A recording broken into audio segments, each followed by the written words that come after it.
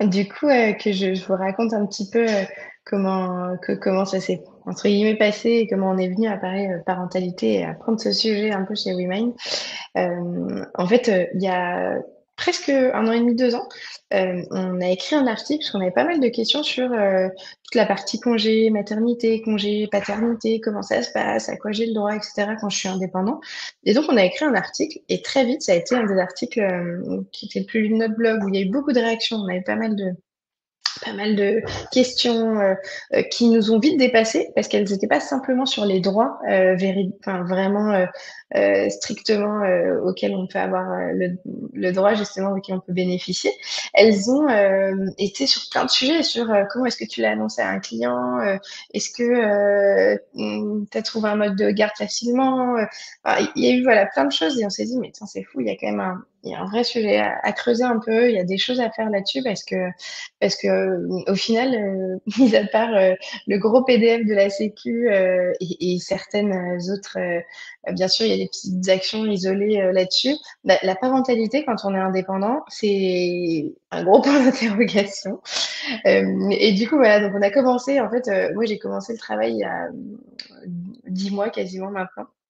Hem, il y a à explorer vraiment les choses et à essayer de se dire: «Bon, bah, on va essayer de faire un petit recueil avec, tous les meilleurs conseils» et comme il y a assez peu d'infos sur le sujet, j'ai déjà commencé par aller, interviewer plein de monde, donc des indépendants, des fondateurs de collectifs d'indés, des personnes, qui ont un peu, voilà, qui sont experts soit sur, le monde des indés, soit sur, la parentalité.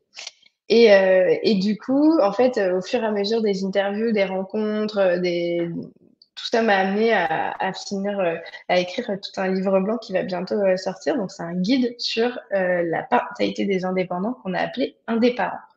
Donc voilà pour la petite intro du pourquoi, du comment. Parce que WeMain, en effet, merci tout à l'heure, Louise, tu disais que c'était l'expert de la. On est vraiment, bah, c'est de la mutuelle des indépendants. On fait aussi RC Pro Prévoyance, mais on est surtout connu comme ça. Et en fait, le pas qui a été fait sur la parentalité, ça vous lève un peu le voile là-dessus. Avant de commencer de rentrer dans le vif du sujet, c'est vrai que là, j'ai essayé de faire un petit extrait un peu au fur et à mesure des rencontres que j'ai eues et tous ces interviews, de vous extraire les 10 conseils vraiment que j'ai le plus vus ou qui ont semblé être le plus enfin, pertinent quand on est indépendant et parent. Et avant de commencer, je voulais savoir, est-ce que parmi vous, il y en a qui sont déjà parents, ou alors qui ont des projets d'enfants? N'hésitez pas sur le chat hein, à nous dire si c'est le cas, enfin voilà, si c'est un projet, si vous êtes déjà papa ou maman. Ouais. Ah, ok, prévu pour août. Donc, t'es en plein dedans, Tony. Bah, félicitations. Et puis, bah, on verra. En gros, dans les conseils, je dirais c'est moitié-moitié. La première partie sont plutôt pour les personnes qui ont un projet d'enfant, plutôt sur l'amont, comment on anticipe, comment on s'organise. Et la deuxième partie, elle est plutôt sur comment je m'organise en tant qu'indépendant et papa. Là, en l'occurrence, Cyril, je vois ça, un petit garçon de 3 ans, trop bien. Et bah, ça doit être une belle aventure aussi. Du coup, voilà, il y en aura un peu pour tout le monde, mais c'est cool de savoir. Et bah, du coup, c'est parti, commençons. C'est go. Et c'est vrai que je sais pas si c'est votre cas, mais moi, j'entends tout le temps pendant les quand je rencontre des indépendants, donc les indépendants comme on en parle, j'ai 2 bébés. J'ai mon bébé, mon enfant et ma boîte et du coup, au départ, on se dit: «Mais attends, c'est mission impossible, quoi. Comment est-ce que je fais pour, jongler de tout enfin, avec ces responsabilités qui sont énormes?» On sait très bien que la vie de parent et toutes les retours d'expérience le disent et le prouvent, c'est un truc qui te chamboule à fond. Comment est-ce que tu fais quand tu as aussi des responsabilités et que tu es à ton compte, pour jongler avec tout ça sans devenir fou, sans faire de burn-out, voilà, sans justement, bah, perdre pied parce que ça peut être aussi des moments qui peuvent être, compliqués. Donc J'essaie de résumer ces 10 conseils. Alors le premier, la toute première chose, c'est d'anticiper sa trésorerie. Pourquoi anticiper sa trésorerie? En fait, quand, on a fait une grosse enquête, on est près de 800 personnes qui ont répondu en septembre dernier et il y a 70 des personnes qui ont dit que la principale difficulté rencontrée était une difficulté financière. Et c'est vrai que ça fait un peu peur quand on se dit ça, on dit 70, c'est énorme, mais comment c'est possible? Je sais pas si, par exemple, toi, Cyril, ça a été le cas, quand, tu as eu ton enfant, mais on a vraiment vu ça, de se dire: «Bon, bah, il faut un peu anticiper ce truc-là» et pour en avoir discuté, avec, notamment, je sais pas si, vous êtes partenaire, chez Comet avec, Akazi, ou Number, mais vu que j'en ai discuté avec Jonathan, le PDG d'Akazi, et qui me disait un des premiers trucs pour déjà être serein, c'est bien sûr anticiper et de faire un budget en fait. Ça peut paraître un peu lourd comme ça, mais en fait, d'avoir un enfant, on sait très bien que il y a des dépenses qui sont liées. Potentiellement, il y a un arrêt d'activité.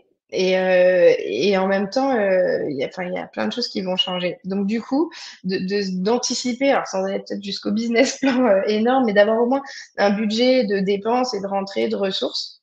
Ça va être un truc qui est hyper important. N'hésitez pas à en parler à votre expert comptable aussi, il a peut-être des conseils. C'est vraiment un truc, et d'anticiper un maximum. Et dans les rencontres que j'ai eues, on disait d'avoir minimum entre 3 et 6 mois de trésorerie d'avance, justement, parce qu'en plus, il y a plein d'imprévus, on ne sait pas comment ça peut se passer. Peut-être que le congé d'un mois paternité va suffire, ou de 3 mois de maternité, ou peut-être pas, parce qu'XY, sans parler forcément de maladie, mais parfois on a besoin d'un peu plus de temps pour se remettre, pour plein de choses, et donc c'est important d'avoir ce temps-là. Bah ouais, je vois Cyril qui disait j'avais mis de l'argent de côté depuis des années. Bravo, parce que franchement, c'est un des trucs, j'imagine, qui a dû t'alléger un peu en termes de charge et de pression qu'on pourrait avoir. Et donc voilà. Ensuite, je vais passer à la deuxième partie, et je vois Stéphane qui a mis le congé paternité en tant qu'indépendant. Alors oui, oui, oui, c'est possible. On a le droit, en effet, Anthony dit, on a le droit à un mois, et ça fait partie, c'est le fameux deuxième conseil. Vous avez des droits, et il y a des droits, il existe des choses. Donc renseignez-vous vraiment là-dessus, parce que en fait, il y a plutôt une bonne nouvelle qui existe depuis quelques années, c'est que vous avez, alors non pas le montant, mais au moins la durée du congé maternité et paternité des indépendants a été alignée sur celui des salariés. Donc, alors, c'est pas le même mode de calcul, mais en revanche, la durée est déjà alignée. Donc ça, c'est une première chose. C'est pour ça que juste avant, je vous ai en effet, faites un budget. C'est important de faire le point sur tout ça, de savoir à quel droit on peut avoir, on peut bénéficier, parce que on peut avoir, il y a deux types d'aides. Alors, pour les futures mamans, les futures indés mamans, il y a une allocation forfaitaire du repos de maternité, ça s'appelle. Donc ça, c'est plutôt lié directement à la maternité. Et puis ensuite, pour tous les indépendants, donc pendant le congé maternité pour les femmes, et pour le coparent, pour le congé du coparent, on va avoir ce qui s'appelle l'indemnité journalière d'interruption d'activité. Donc, qui est vraiment l'indemnité que vous allez avoir. C'est le fameux truc, le fameux montant dont Stéphane parle, de 60 euros et quelques par jour. Alors après, ça, c'est individuel. Ça dépend du chiffre d'affaires, ça dépend du statut, ça dépend depuis combien de temps on est affilié, enfin TNS. Donc il y a plein de choses qui rentrent en jeu. Vous pouvez faire ça c'est un petit tips à avoir en tête, sur le site de la Sécu, dans la rubrique travailleurs. Alors ça s'appelle pas travailleurs non salariés, ça s'appelle la rubrique dirigeant plutôt. Vous avez la possibilité de faire une simulation de vos indemnités. Donc ça peut au moins vous donner un ordre d'idée. Donc oui, et je vois Anthony qui dit c'est toujours mieux que rien du tout. En effet, c'est toujours ça. Il faut le compter en tout cas dans le budget, parce que même si c'est 60 euros par jour, euh, ça peut vite. On a compté au global, ça peut aller jusqu'à des aides. Alors, je parle sur la partie maternité là pour le coup, jusqu'à 9 000 et quelques euros sur les 3 mois d'arrêt. Donc oui, ça couvre peut-être pas toutes vos dépenses et tous les revenus que vous avez, normalement, mais il y a quand même des choses et c'est quand même pas négligeable. Donc on a le droit à ça, il faut en profiter et le compter dans votre budget. Donc voilà, ça c'était pour le deuxième point. Donc vous avez des droits et utilisez-les, bénéficiez-en. Pour en bénéficier d'ailleurs, ça c'est un petit point dont je vous ai pas parlé, mais une des premières des choses dans la démarche, c'est de déclarer la grossesse. Et pour ça, en fait, ça peut se faire alors soit ça peut se faire par soi-même, soit en général c'est chez son médecin traitant ou gynéco qui suit. Et donc c'est un papier de la Sécu à remplir avec le tampon du médecin et qu'il faut renvoyer à la Sécu ensuite. Ça permet de déclarer la grossesse au préalable. Et ensuite, il va falloir remplir plusieurs conditions pour bénéficier de ces droits. La première chose, c'est d'être affilié au moins 10 mois avant en tant qu'indépendant. Donc premier critère, il faut attention, faut surtout pas facturer pendant les semaines de congé maternité ou paternité. Et le dernier, il faut avoir des revenus qui sont de plus de 366 euros par mois. Mais ça, généralement, c'est plutôt accessible. Ensuite, on va passer au troisième conseil. Donc, le troisième conseil, c'est comment on prévient ses clients. Ça, nous, on a vu que c'était une grosse source de stress de se dire à quel moment je le dis. Est-ce que ça va, j'ai peur de les perdre. Comment ils vont prendre les choses. Est-ce que c'est le bon moment ou pas? Et alors, déjà, on va faire un petit disclaimer tout de suite. Moi, toutes les personnes que j'ai interrogées m'ont toujours dit, mais en fait, il n'y a jamais de bon moment. Il n'y a jamais le bon moment parce que à chaque fois, on se dit qu'il y aura potentiellement un projet, il y a potentiellement des nouvelles rencontres à faire, etc. Donc, faut un peu désacraliser le truc et se dire, bah, en fait, il faut le dire de toute manière et le plus tôt sera le mieux, entre guillemets. Nous, dans les bonnes pratiques, voilà, ce que j'ai pu observer, c'est plutôt entre 3 et 6 mois.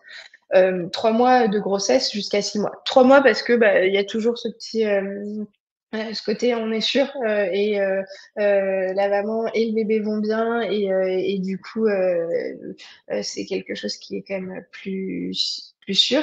Et jusqu'à 6 mois pour que ouais, entre 3 et 6 mois que vos clients aient le temps de se retourner, le temps de s'organiser.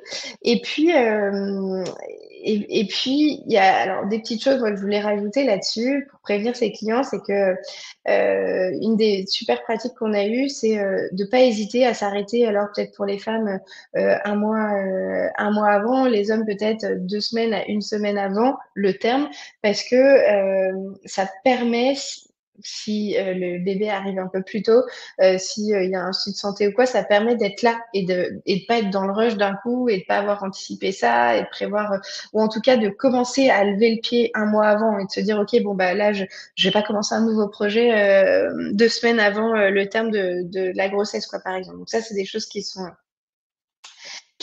importantes à avoir, enfin en tête en tout cas. Et puis il y a un autre point, moi c'est Laura Streveleski qui a fondé un collectif qui s'appelle La Collab et que j'ai moi trouvé, enfin, elle était avec beaucoup de care en fait, elle accompagnait ses clients en mettant en place un questionnaire de satisfaction qui était tout simple. Elle avait 3 questions, elle avait fait un petit téléphone rapide dans lequel elle demandait, OK, est-ce que vous vous sentez en confiance sur la passation? Est-ce qu'il vous manque des infos, la deuxième question? Et la troisième question était justement sur le remplacement, parce que ça, c'est une des choses aussi qui est possible de faire, c'est d'avoir un contact de confiance qui peut soit vous remplacer le temps de la mission si votre mission est enfin en tout cas votre tâche est quelque chose qui peut pas s'arrêter dans le temps, soit un contact un peu d'urgence si jamais il y avait un problème pendant que vous serez en train de prendre soin de votre petite famille. Et du coup, voilà, je lui ai donné ce petit tip parce que j'avais trouvé ça hyper à la fois rassurant pour elle et à la fois pour ses clients de se dire bon bah voilà, j'informe, je le dis et en plus je m'assure que tout est serein pour tout le monde. Donc voilà sur la rubrique comment je préviens mes clients. Je vois en parallèle, merci beaucoup Stéphane, tu as même donné la bonne source en effet sur Amélie et le taux par jour en effet. Donc top, merci à toi. Et du coup, je vais passer au quatrième conseil. Le quatrième conseil, je me suis un peu spoilée tout à l'heure quand je parlais de ralentir le rythme. Je voulais en parler là parce qu'en fait, ralentir quand on est indé, c'est souvent un peu contre-intuitif. Parce que non pas qu'on est dans une logique de toujours faire mieux, plus et être dans un truc de performance, mais quand même, quand on est à son compte, il y a quand même ce côté bah, on est responsable de soi, de son activité, de sa rémunération, enfin, ouais, de ses revenus. Et du coup, bah, c'est un peu antinomique avec le fait de lever le pied. Alors, bien sûr, il y a une question de santé mentale, mais là où je voulais surtout mettre le doigt, c'était en fait, depuis, enfin, depuis que j'ai commencé ce projet et que j'ai rencontré des personnes qui étaient, je vois notamment, j'ai discuté pas mal avec Clémentine Sarlat, par exemple, qu'on a interviewé, ou Céline Chadla, qui sont expertes sur vraiment la parentalité et qui disaient, bah, en fait, quand j'ai décidé d'avoir mon enfant ou mes enfants, j'ai compris un truc, c'est que j'allais pas pouvoir tout faire dans ma vie. C'est-à-dire que s'occuper d'un enfant, c'est hyper, enfin, ça prend plein d'énergie. Et en même temps, c'est un truc que j'ai voulu très fortement. Et puis à côté, développer ma boîte, ça prend aussi plein d'énergie. Et puis il faut que je m'occupe de moi. Puis j'ai mon couple. Puis potentiellement, j'ai un autre enfant déjà. Enfin, et donc, il y a plein de choses comme ça où on se dit à un moment, bah, OK, là, où est-ce que je mets le curseur, en fait? C'est juste une question de priorité. Et il y a un truc, je trouvais hyper fort que je voulais vous partager, c'est Céline qui a écrit tout un livre sur la maternité qui s'appelle Le Mois d'or, qui expliquait, et là qui vient d'écrire un deuxième ouvrage sur la parentalité justement, et qui disait qu'elle s'était rendue compte enfin, en élevant ses enfants, que plus elle avait été, le fait d'avoir décidé d'être un peu moins présente pour son activité quand ses enfants étaient en bas âge, entre leurs 0, 3, peut-être 5 ans, elle n'a pas arrêté de travailler non plus, bien sûr, mais elle avait mis le curseur un peu plus sur ses enfants, et ben c'est ce qui aujourd'hui lui a permis d'avoir beaucoup plus de liberté, parce qu'en fait, le fait d'avoir choisi ses enfants au départ, ça leur a apporté un truc qui est essentiel pour le bien-être après de toute la famille, c'est de l'autonomie. Et du coup, cette autonomie, ça permet ensuite de pouvoir rebasculer le curseur comme il est bon pour vous. Et puis de se dire, bon, bah, c'est peut-être un temps, là, je vais avoir un enfant, une grossesse pour une femme, les premières années, ou la première année en tout cas, pour accompagner sa femme et son enfant pour le coparent. Et ben, voilà, c'est des choix, en tout cas, il faut avoir conscience de ça. Ça, c'était le quatrième tips. Je vais passer au cinquième. Euh, et là, ça va sûrement parler à ceux qui sont déjà parents. Le cinquième tip, c'est définir son organisation. Attention à l'orga. Parce que je vous parlais tout à l'heure de la difficulté financière. La deuxième qui est arrivée en tête de classement, c'est la gestion du temps. Pareil, ça, grosse difficulté, parce que en fait, quand on devient parent, ben, maîtriser ses ressources, son énergie, c'est compliqué. Il y a plein d'imprévus. On décide pas quand son enfant il va dormir, quand il va se réveiller la nuit, quand il va faire une sieste, quand tout ça. Et puis en parallèle, bah, quand on est indé, en tant que freelance, en tant qu'indépendant, bah, on a aussi beaucoup d'obligations, quoi. Puis il y a plein de choses à remplir, des clients à satisfaire, des revenus à avoir. Enfin, on peut pas se mettre en arrêt comme ça facilement. Donc c'est un peu compliqué. Et dans les meilleures pratiques que j'ai eu l'occasion, enfin des retours d'expérience que j'ai pu voir, euh, et certains coachs, notamment, qui sont vraiment spécialisés sur le sujet, disaient, bah, c'est hyper important de se poser avec son conjoint ou sa conjointe, et de faire un point sur l'organisation et de se dire, OK, c'est quoi toi tes limites? C'est quoi tes besoins et tes limites? C'est-à-dire que moi, j'ai besoin, je dis n'importe quoi, tous les jeudis soirs, j'ai un after work, ou une fois par mois, tous les jeudis, j'ai un after work avec Comet, par exemple, n'importe quoi. Et ben ça, c'est hyper important pour moi d'y aller. Parce que je vois d'autres indés, on discute, ça me fait du bien. Potentiellement, c'est du réseau aussi pour moi qui va me faire trouver ma prochaine mission, machin. Bon, bah, ça, pour moi, c'est un impératif et je dois absolument y aller.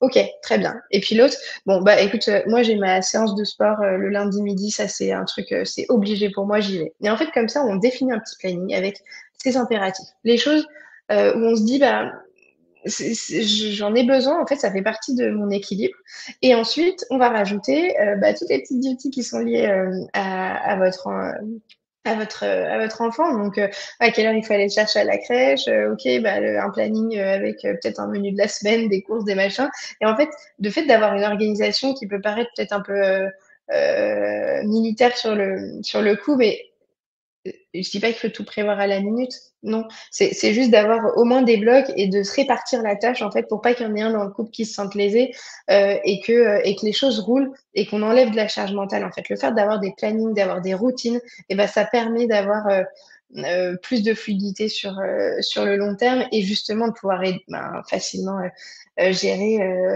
et jongler entre ses responsabilités et de parents et d'entrepreneur, en fait.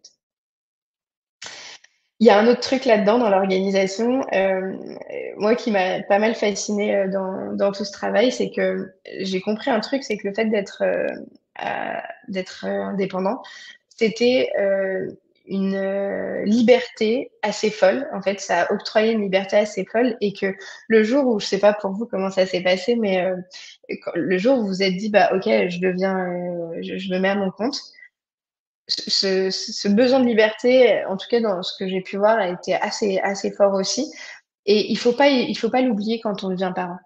C'est-à-dire que, vous avez certainement plus de flexibilité que n'importe quel salarié, alors ça dépend des missions bien sûr, hein, il y a toujours, des exceptions, des choses, mais, oubliez pas que, que qu'être indépendant, c'est aussi avoir accès à une certaine liberté et c'est ce qui va vous permettre très certainement de jongler justement avec toutes vos responsabilités et notamment celle d'avoir des enfants. Enfin, moi, il y a plein de personnes, au cours des interviews qui me disaient: «Bah, en fait, moi, le vendredi après-midi, je bosse pas.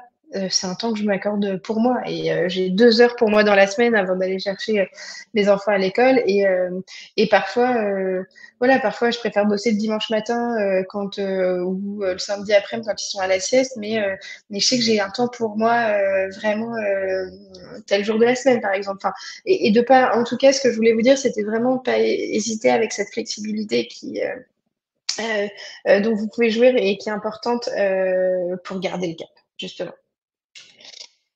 On va passer à la 6e, au 6e commandement, qui est cloisonner ses journées. En fait, cloisonner ses journées, ça, on me l'a souvent répété aussi. C'est une petite règle un peu rapide et facile, mais en fait, c'est le fait de se dire: «OK, quand je suis au boulot, je suis au boulot. Quand je suis avec mes enfants, je suis avec mes enfants».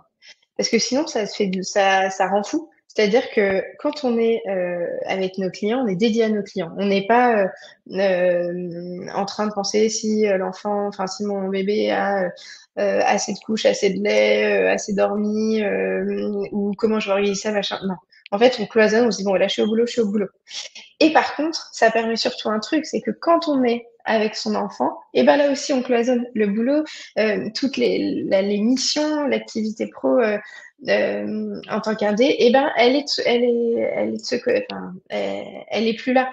Et vous n'êtes pas obligé de répondre à un mail à 21 heures, il attendra le lendemain matin. Et potentiellement de 18 à 20 heures, vous êtes focus avec votre enfant et c'est pas un problème, il n'y a pas à culpabiliser de ça.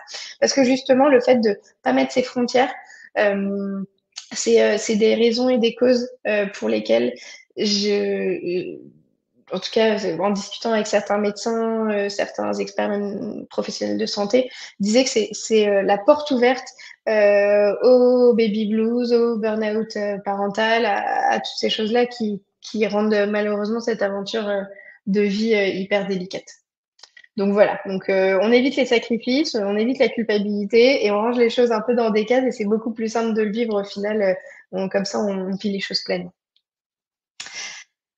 On va j'en profite, je ziote un petit peu en même temps, sur le chat et les potentielles, questions. Je répondrai, juste après, j'avais pas vu, la tienne, Anthony, je regarderai ça juste après, mais si voilà, si vous avez des remarques ou quoi, hésitez pas.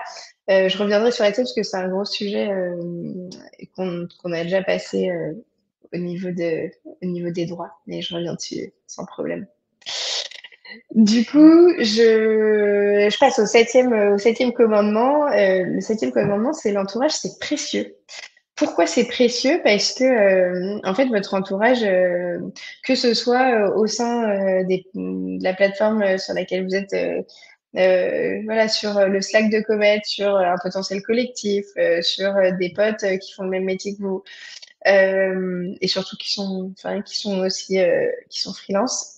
Euh, Bah, c'est hyper précieux parce que c'est des retours d'expérience qui vont vous faire gagner du temps et certainement éviter des erreurs et vous faire trouver des solutions plus vite. Donc, faut pas hésiter à demander ces partages d'expérience, à demander un coup de main ou un avis ou ce genre de choses.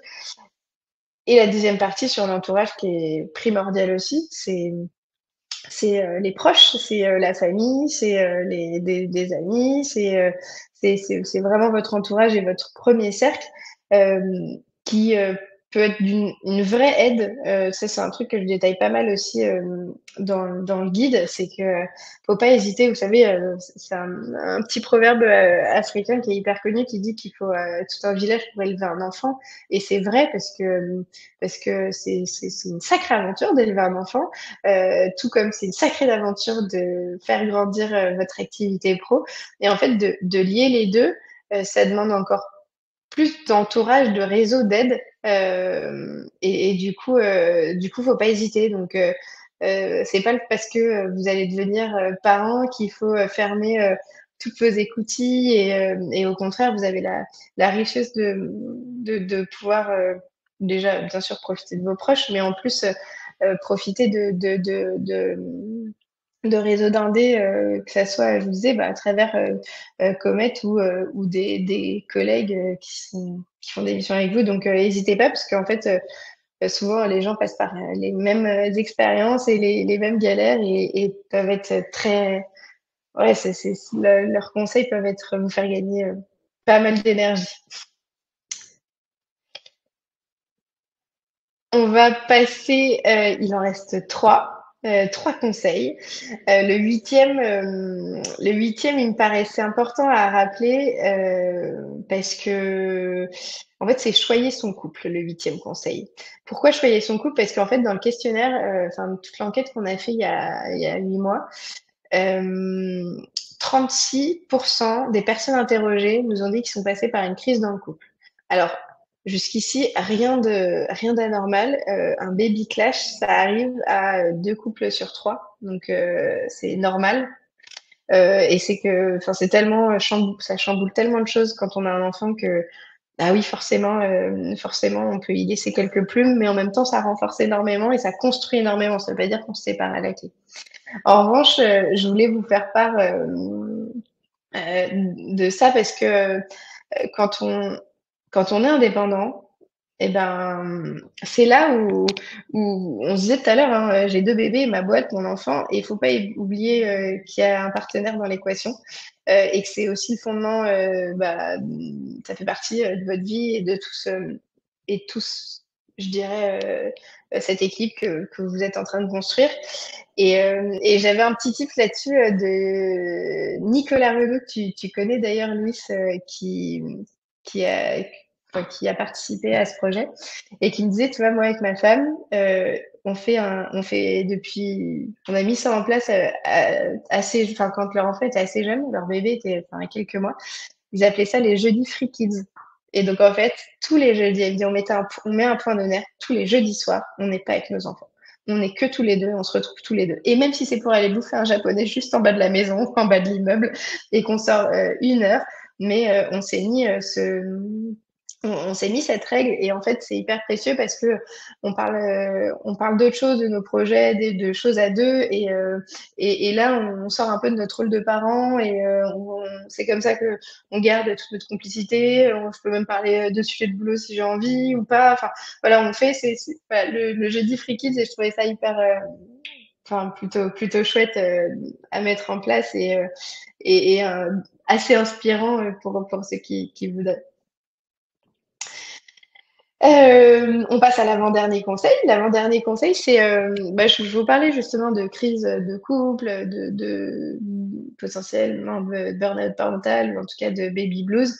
Ce que je voulais vous dire, c'est que il faut pas hésiter à se faire accompagner. C'est pas du tout ni une honte, ni un sujet, un problème. En fait, parfois, on a juste besoin d'un regard extérieur ou d'une aide, que ça soit un psy ou tout simplement un coach. Enfin, juste faire une session.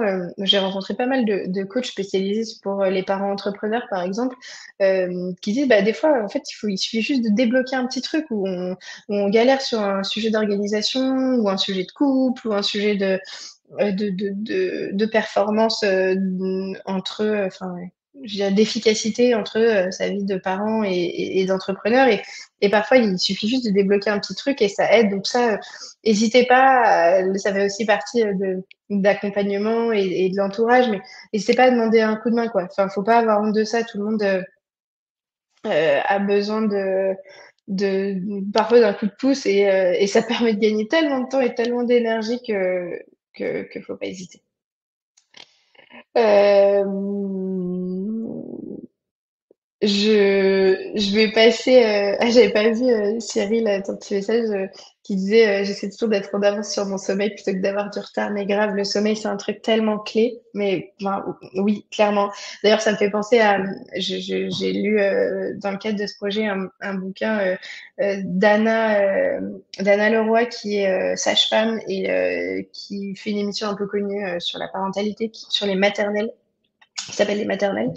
Et dans son livre, elle disait, mais n'hésitez pas, on parlait d'organisation, un truc tout con, mais elle dit, mais des fois, une fois par mois ou tous les 2 mois, vous prendre une nuit d'hôtel, même à 200 mètres de chez vous, juste pour dormir une nuit à fond, avec personne dans votre lit, personne qui va vous réveiller la nuit, et juste pour vous reposer, c'est essentiel. Le sommeil, ça a un zinzin, vraiment. Donc, faut vraiment pas hésiter à avoir ces petits moments à soi, quoi. On parlait de la séance de sport ou des choses qui vous remplissent un peu votre dose d'énergie, et bah, foncez. Et le sommeil, c'est clair, c'est hyper, enfin, c'est essentiel, quoi. Et d'ailleurs, du coup, merci parce que ça me fait une parfaite transition pour le 10e point. Donc, le 10e commandement, c'est s'écouter. Euh, S'il y a bien un truc que je dois retenir dans tout ça, il faut s'écouter. En fait, on parle souvent quand on parle d'entrepreneuriat ou d'indépendance de montagne russe en fait ou de surf. Vous voyez cette métaphore du surf sur lequel il faut bah on surfe sur la vague, on s'adapte, on est toujours en train d'optimiser, d'arranger, de s'adapter quoi.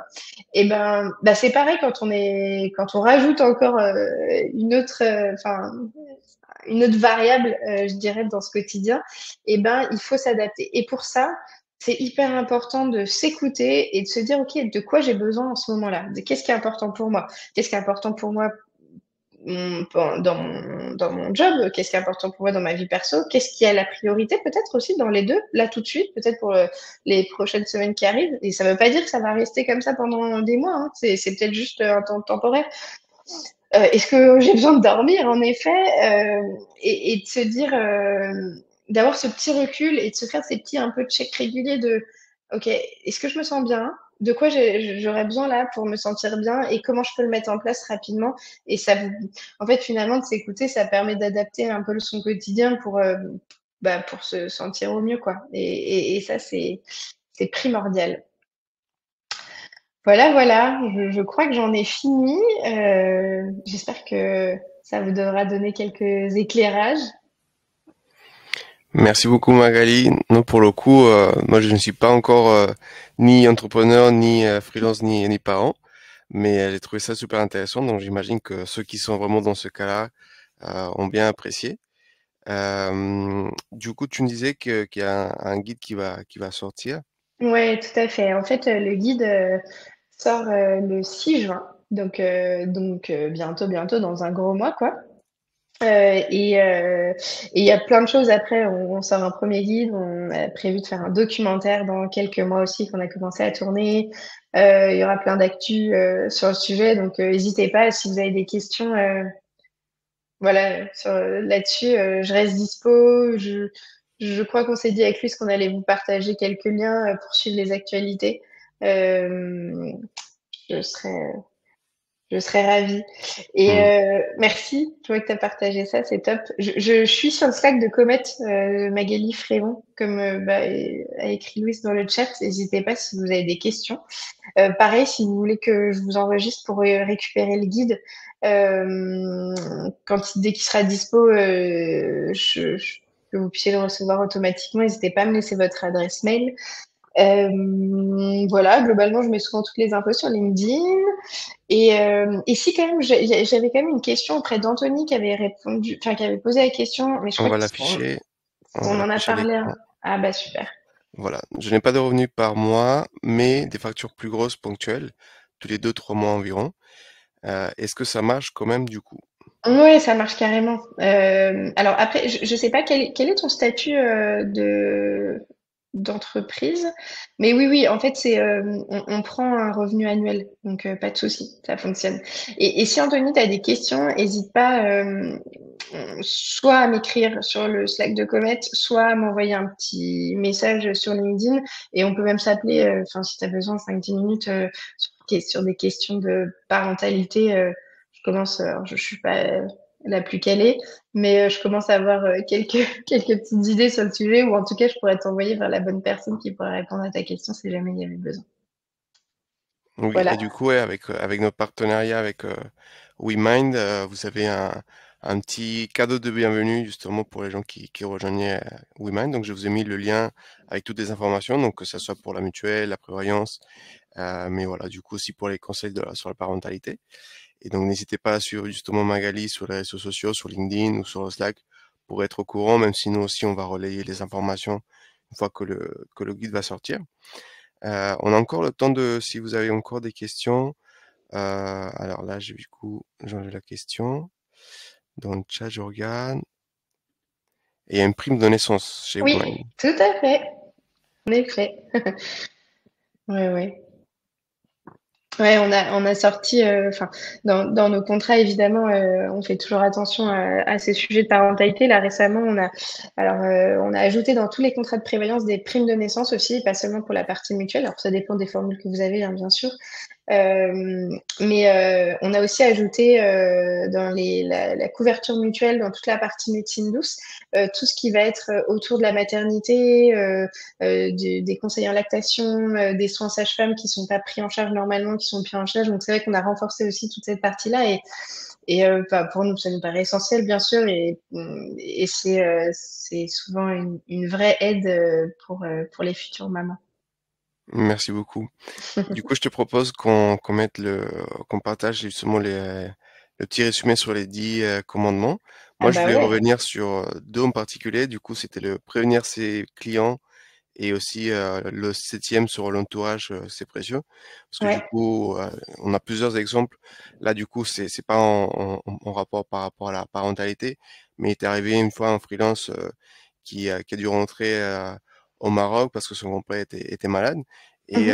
Et du coup, il a pris un mois de vacances, entre guillemets, mais du coup, Ok. un mois pendant lequel il n'était pas en mission. Et du coup, pendant ce mois-ci, il a fait un parrainage avec quelqu'un d'autre, avec quelqu'un de son entourage, qui l'a Ouais. remplacé justement à travers Comet. Et donc voilà, ça se Trop fait, bien. c'est quelque chose qui se fait. Donc même pour la parentalité, je pense que ça se fait aussi. Absolument, et tu as raison de le souligner, Louise, parce que en fait, le fait de le faire soit à travers un collectif, soit à travers un membre de votre plateforme, eh ben, ça ajoute une dose de confiance. C'est-à-dire que on peut se dire les yeux fermés, ok, bah, il va pouvoir me remplacer déjà enfin, être performant par rapport à mon client, mais en plus, je vais pas me sentir menacée en fait. Tu vois, et ça, c'est hyper important de se dire, bah, quand je reviens, c'est-à-dire que j'ai perdu mon client. Bah non, en fait, c'est dealé comme ça dès le départ, et puis on fait partie du même groupe, donc, enfin. Il y a un gros critère confiance qui est important. Hmm. Parfait, parfait. Alors, je vais juste mettre les 10 commandements en commentaire, comme ça tout le monde les a. Trop bien. Hein. Et voilà, donc si on résume, le premier, anticiper sa trésorerie. Ouais. Le deuxième, vous avez des droits, donc renseignez-vous. Et pour ça, le guide qui va sortir, il est très important. Troisième, prévenir ses clients. Quatrième, accepter de ralentir le rythme. 5e, définir son organisation. 6e, cloisonner des journées. 7e, l'entourage, c'est précieux. Ensuite, choyer son couple et se faire accompagner. Et finalement, s'écouter. Voilà. Tout est dit. Comme ça, vous avez tout. Parfait, je pense qu'il y a Hem, pas d'autres questions. ouais, j'ai l'impression que c'est tout OK. Bah, merci pour ceux qui étaient là, ceux qui regarderont potentiellement un replay, coucou aussi, je reste dispo aussi, enfin n'hésitez pas quoi. Ceux qui ont des questions, j'y répondrai avec plaisir et Effectivement, le replay sera envoyé à tous les gens qui étaient inscrits et il sera aussi également publié sur la chaîne YouTube. Donc merci beaucoup à tous ceux qui ont participé. Merci Anthony, merci Stéphane, merci Cyril et merci surtout à Magali et à WeMind pour ton temps et pour la préparation de ce guide. C'est un beau projet qu'on suit depuis un moment et du coup, voilà, on va bah, partager toutes les informations merci. au fur et à mesure. Merci beaucoup, puis on est toujours ravis de bosser avec vous, donc c'est trop cool que vous nous accompagniez aussi sur ce projet, voilà, trop bien. Merci pour l'invitation, à bientôt. Un petit dernier mot de la fin?